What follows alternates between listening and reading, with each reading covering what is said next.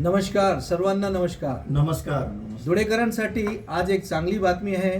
गुणवंत पवार म्हणून हा विद्यार्थी इंडो नेपाळ इंटरनॅशनल चॅम्पियनशिपमध्ये त्यांनी ॲथलेटिक्स 100 मीटरमध्ये गोल्ड अवॉर्ड मिळालेला आहे.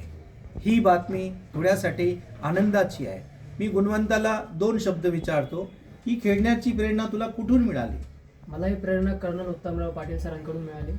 ज्यावेळी मी सरांकडे मार्गदर्शनासाठी जायचो डिफेन्सच्या बाबतीत, त्यावेळेस सरांनी आमचे फिजिकल्स वगैरे घ्यायचे. त्यामध्ये माझी रनिंग बघितली असताना सर म्हणाले की तुझी रनिंग खूप चांगली आहे, तर तू करू शकतो. मग तिथून मला प्रेरणा मिळाली सरांकडून कॉलेज. वाटचाल कशी केली?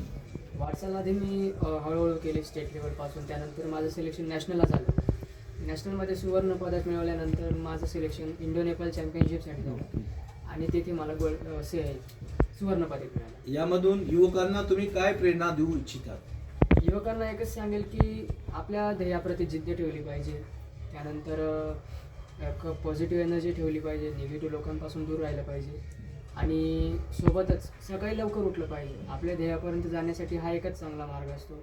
आजची युवक आपण बघतोय की रात्री उशिरापर्यंत जागे असतात, पण सकाळी आपण जर लवकर उठलो तर आपण आपल्या ध्येयाप्रती एक तुमचे पुढील स्वप्न काय आहे?